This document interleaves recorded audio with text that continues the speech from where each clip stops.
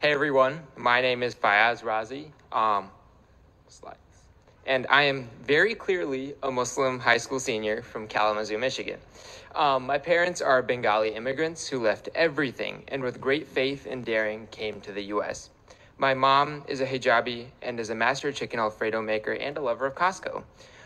Wearing the hijab is a deeply personal choice for her and one for which I am very proud of her for making. Wearing the hijab comes with power of centuries of history and culture. However, it can also come with all the dangers of being very visibly Muslim. Though my mom is the strongest woman I know, I, like so many who have hijabi in their families, worry about how the world will receive her. Next slide, please. Just 3 weeks ago, a student at Mystic Valley Regional Charter School in Mystic, Massachusetts was given a dress code violation for wearing a hijab. As the son of a hijabi, I knew I had to act. Next slide twice, please. So the first thing I did was dive into their school policy, where I found that students cannot wear religious attire unless a religious leader from their faith provides a letter to the school explaining why. When I read this policy, I was struck by how the wording is able to mask blatant exclusion. While it does not directly say Muslim women, Sikh, and Jewish men will have to justify their identities, it does target them, as they are the ones who would have religious attire. Think about it. What is Christian attire? The exclusion and racism are hidden in the words. Next slide twice, please.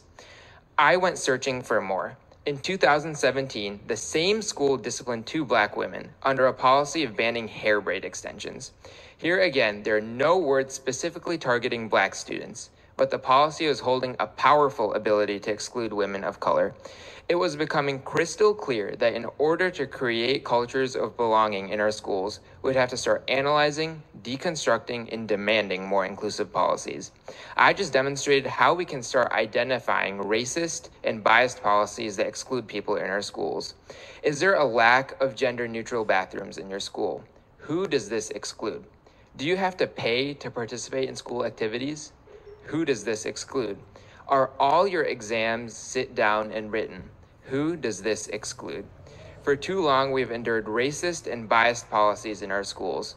Through learning to recognize such language in school policy, we can reverse this trend of exclusion and ensure that everyone feels included regardless of race, ethnicity, background, ability, or sexual orientation. It's up to us to act, take out our red pens, and start fixing these systems ourselves. Next 4 times, please.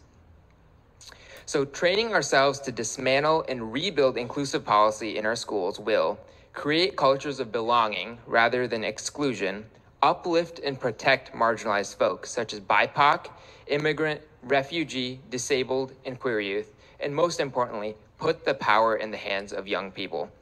I look out at all of us, and I am in awe of the power in this room.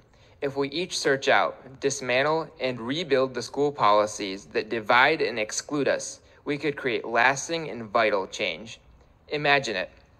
Today, I'm working to train young people to be policymakers in their schools.